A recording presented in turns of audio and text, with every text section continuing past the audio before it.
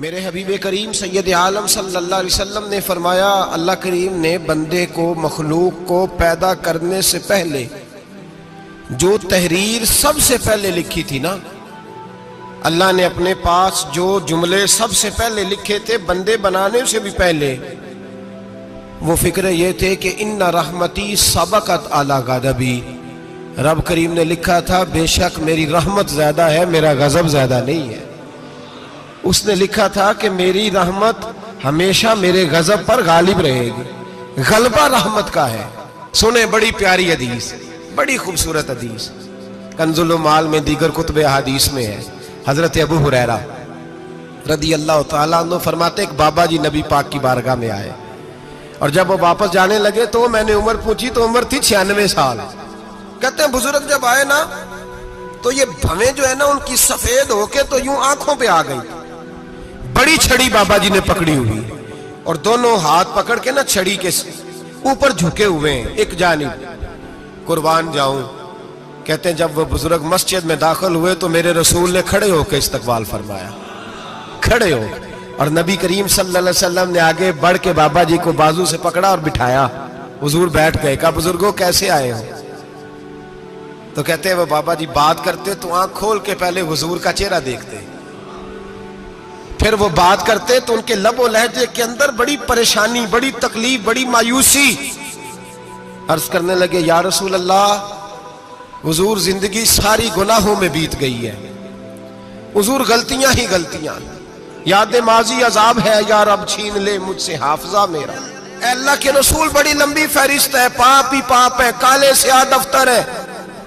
یا رسول اللہ صلی اللہ علیہ وسلم جب پلٹ کے دیکھتا ہوں حضور مجھے نیکی دکھائی نہیں دیتی۔ حضور اس عمر میں آپ کا ایک صحابی ملا ہے، اس نے بات سمجھائی ہے تو تھوڑا خیال آیا ہے، لیکن یا رسول اللہ صلی اللہ علیہ وسلم اب میرا وجود بیکار ہو گیا ہے، حضور بوڑھا ہو گیا ہوں۔ تین باتیں کہیں بزرگوں نے اور نرالی کہیں، کہنے لگے یا رسول اللہ صلی اللہ علیہ وسلم، حضور اب تو میری کمر بھی سیدھی نہیں ہوتی کہ میں نماز ہی صحیح ادا کر سکوں، بوڑھا ہو گیا ہوں۔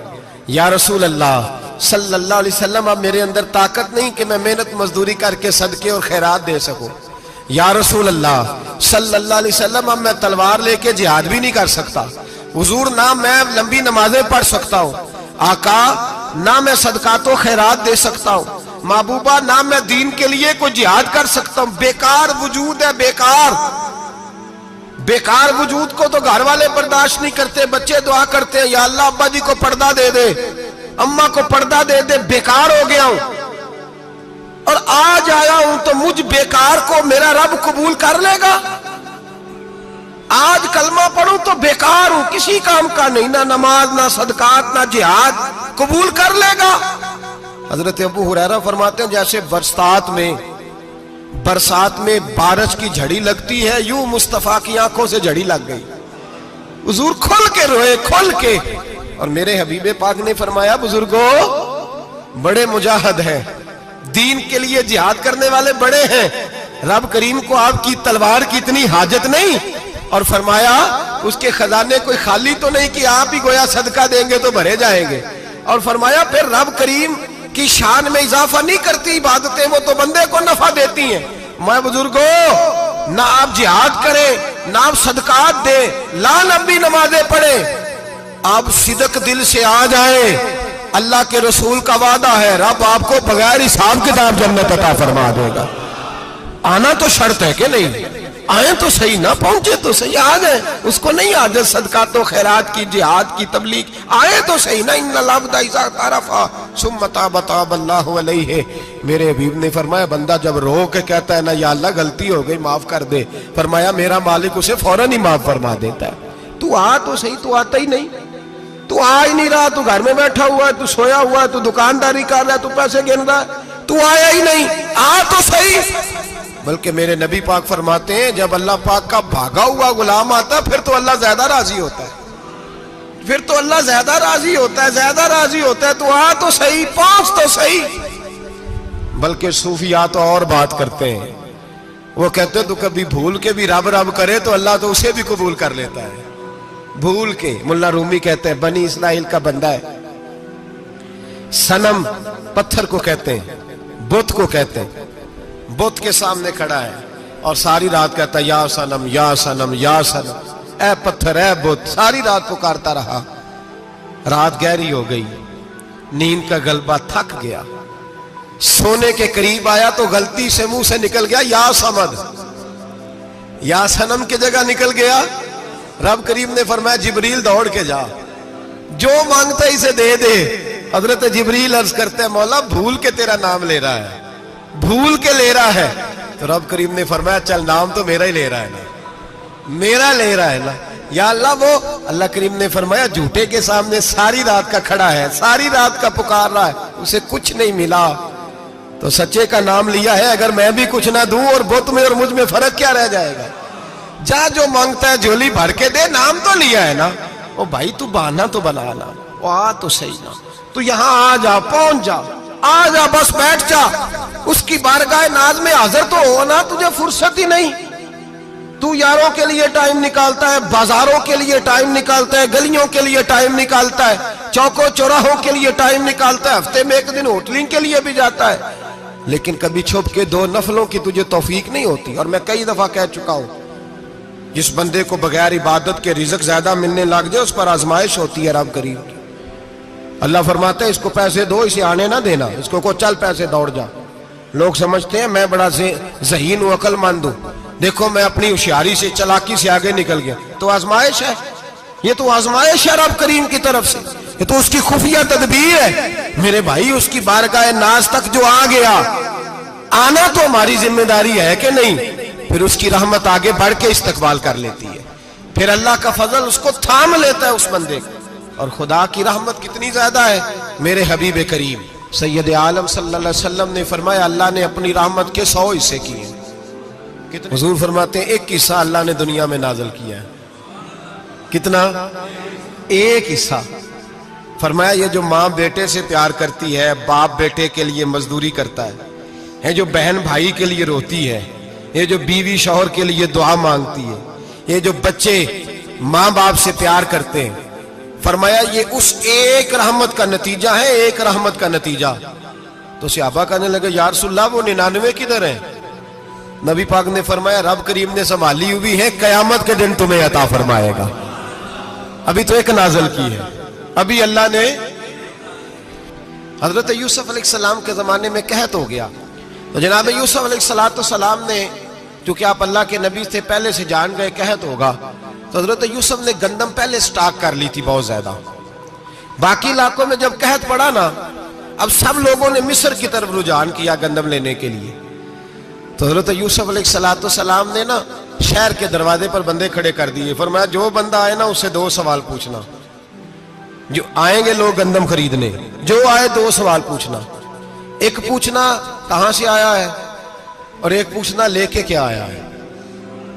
एक पूछना, समझ आ रही है बात की, और दूसरा पूछना कि लेके सोना लेके आया है, चांदी गंदम खरीदनी है तो क्या चीज लेके आया है, कि नगद पैसे लाया है, ये पूछ लेना।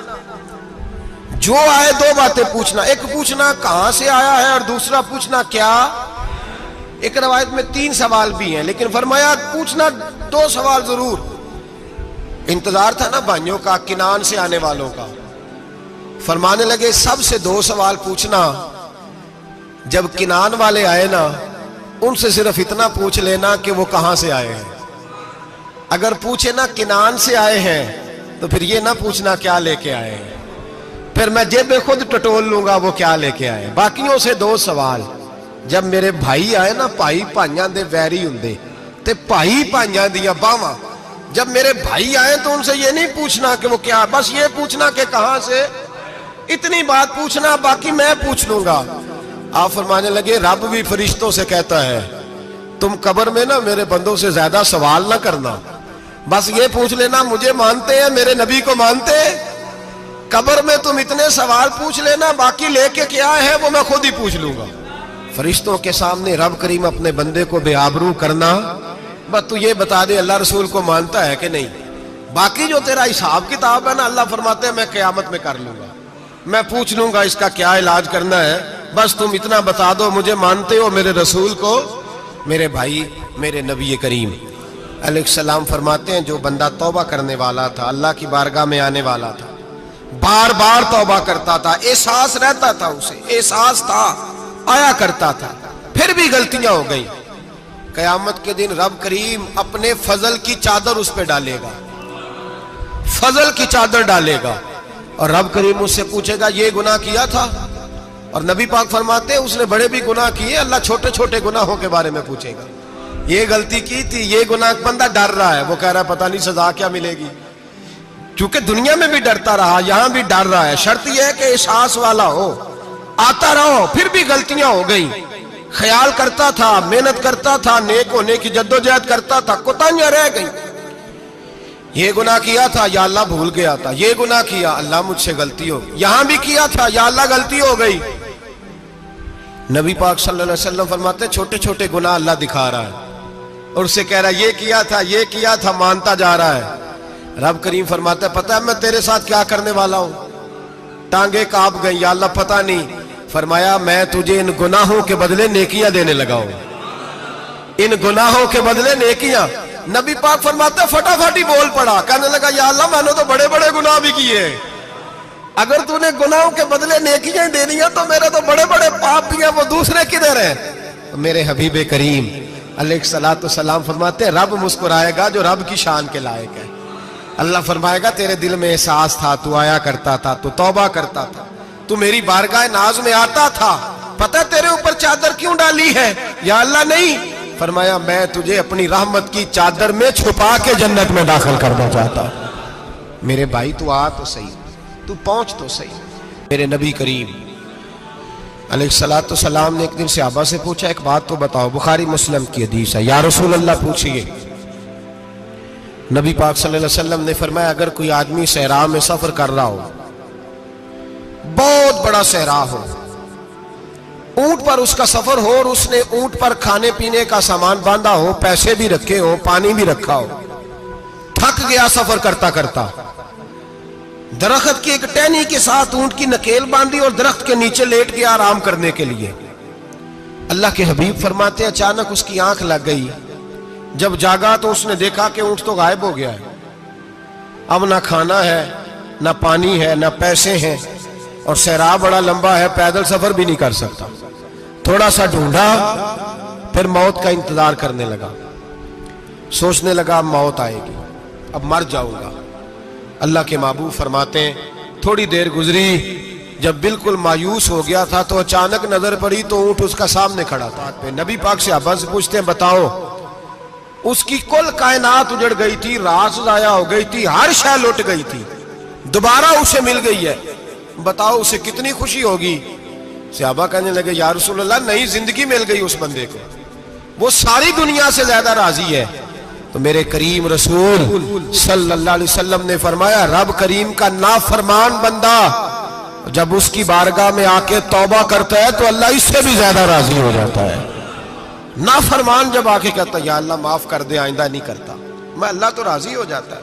اور حبیب پاک علیہ السلام فرماتے ہیں وہ اتنا کریم ہے، جب بندہ اپنے رب سے صلح کر لیتا ہے، توبہ کر لیتا ہے، تو اللہ زمین کو کہتا ہے تو بھول جا میرے بندے نے گناہ کیا ہی نہیں، آسمان سے کہتا تو بھول جا میرے بندے نے گناہ کیا ہی نہیں۔ پھر رب کریم فرشتوں سے فرماتا ہے کہ مٹا دو جو تم نے لکھا تھا، میں نے اپنے بندے کے ساتھ صلح کر لی ہے۔